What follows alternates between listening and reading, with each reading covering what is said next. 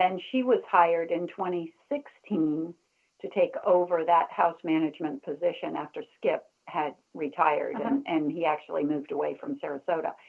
So there was that. She grew up in the tent. She was very familiar and comfortable in the tent, and just came back in. And Annika, actually, that was 2016, and I was so proud to have my daughter as my boss, actually, in the house.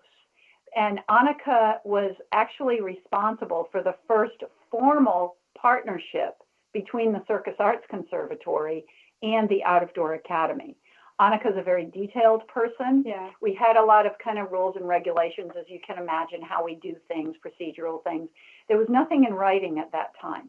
And Annika put everything in writing, such as the duties of volunteer offers in the tent, the duties of a house manager. She also put together, as I said, she was substitute teaching at Out of Door. So she put together the partnership in conjunction with me. I mean, she pulled me into it, so I was an integral part of that, but it was not my idea. Actually, maybe it was my idea, but she was the one who did all the legwork and put that all together and kind of wrote the partnerships, kind of pitched that idea to Jennifer Mitchell, who was then our executive director, who is now our executive VP, I guess. And we pitched it to ODA, and they were on board, and so that all happened. And so she really formalized and secured that partnership, and it's been fantastic. So that partnership basically entails high school students volunteering to be ushers. It does. And they get their community service hours. It does, yes. In Florida, high school students, at Out of Door, they are required to do 80 hours of volunteer hours during high school, community service hours. And then they qualify for scholarships and so forth, for college. So Out of Door Academy, these students have been fantastic. So they came on first as ushers, and they helped me, seating the public, greeting the public. So they learn, it's really public relations, customer service, problem resolution, because they'll have somebody come at them, maybe there's a seat discrepancy, and they have to figure it all out. They also help set up, if we have an event, I have the kids help me with a lot of the grunt work, setting up tables and chairs. After every show with Circus Sarasota, the artists will go out to the foyer tent where they greet the public. Now, we have to set up a secure autograph area where people can come out, meet the artists, get autographs, pictures, whatever. So many times the students times the students help me with that. And actually, the last couple of years will take the lead on setting that up. Really? And that's something that's kind of unique to Circus Sarasota, I think, the artists coming out afterwards to greet the audience. Yes. And audience members love that. They do. And I mean, it's not, you don't have to filter through there. We've come up with a pretty well-oiled system that works. If you do not want to get stuck in that autograph line or greet the artist, you can just exit out the tunnels and just go, or you can just have your pictures and kind of linger there. And the artists are really good about staying as long as there's public there. Yeah. So, and then that's all you, making sure that that's all set up. And that is me.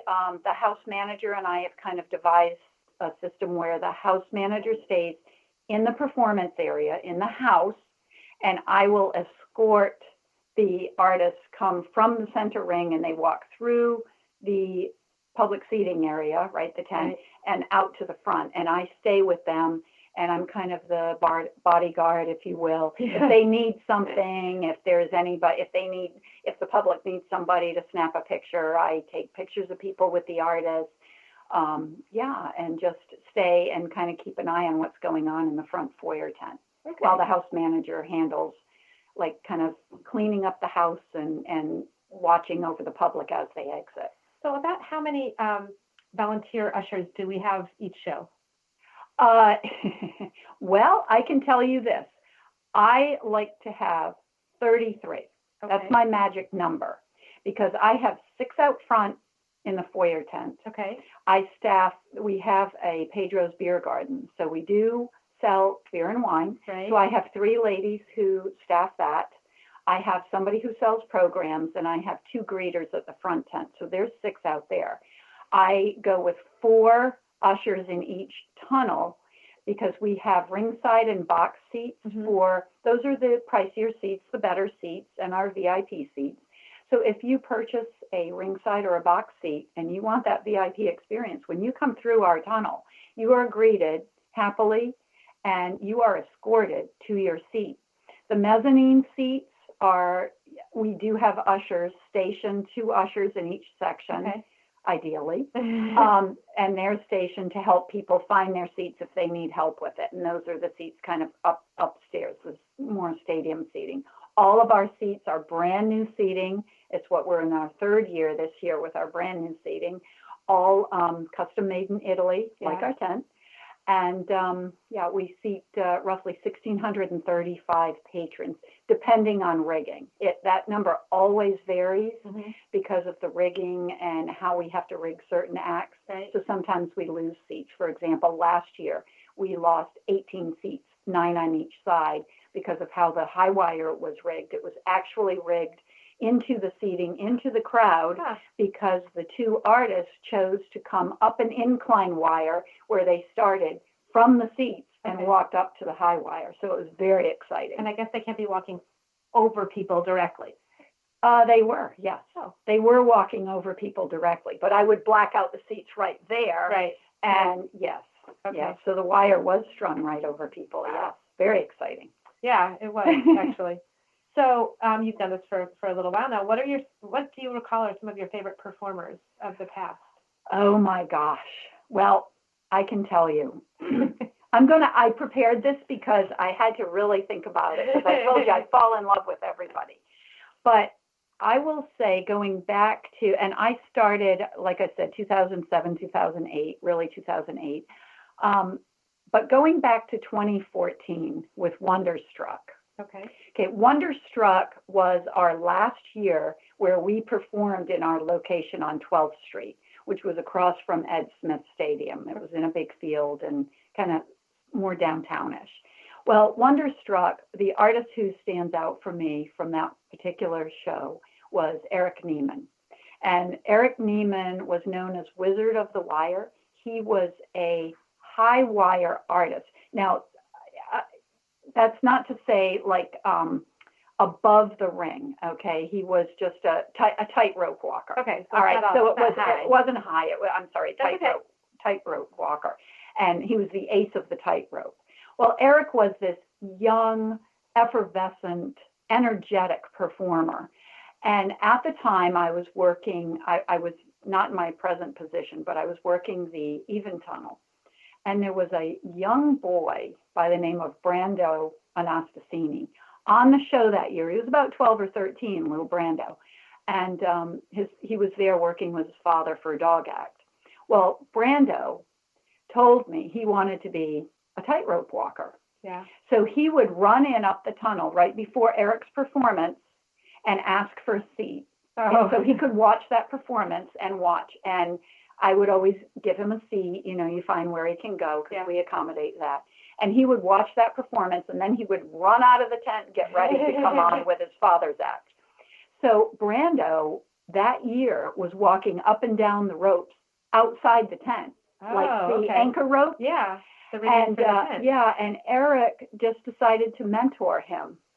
And he actually gave Brando, because he would be out there in socks, just running up and down the ropes.